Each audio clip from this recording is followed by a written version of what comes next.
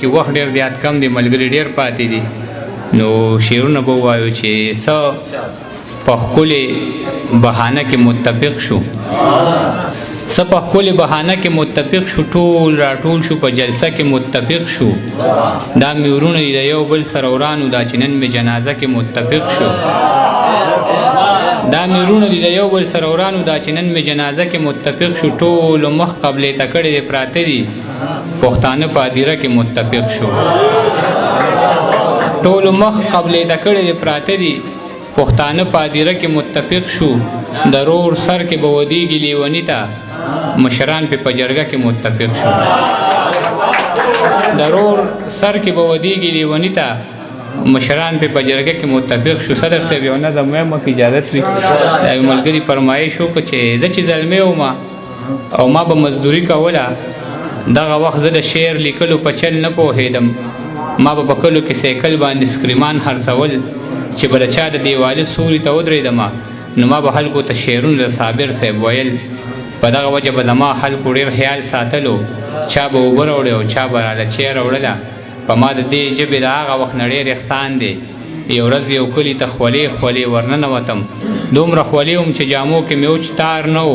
چې ودرېدوله مې د سر سورې پیدا نه کړلو، د خوددارۍ د دروازې قبضې مې ماتې کړلې، نو د خانانو په حجره باندې ورننوتم، د یوې ګورې ونې سوري لاندې ودرېدم، یو دروند سړي د برنډې نه دا آواز راکړ، راځه زلمیه کټ ته کښېنه لږه ساه سمه که،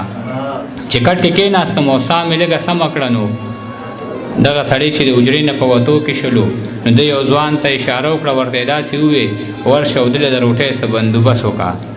دغه زلمی زما نه عمر کې بس لږ کشر و، هغه روټۍ راوړه او کټ کې راسره کېناسته، هغه روټۍ دومره پستې وې لکه نرم مالوچ، داسې خوشبو د دې روټۍ نه راحته لکه چې چېرته زما د وړې خور وي په لاسونو پخه، د یو مظلومې جینۍ ویر پکې ښکاره ځلېده، ځکه د پاسه پې لامده لامده باڼه پراته وو، دا په اور نه وه، دا د چا په اسویلو پخه وه.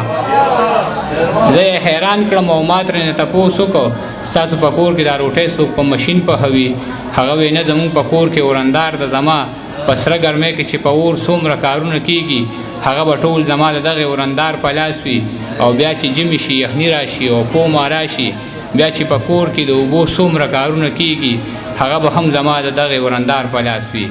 وجود مې وبوږنېده، بیا مې ترې تپوس وکړ د دې جینۍ د لاسه کم داسې قصور شوی دی چې موسمونه یې هم ټول د زندګۍ خلاف دي؟ هغه وی دا مې مونږ رور له په سوره کې کړې.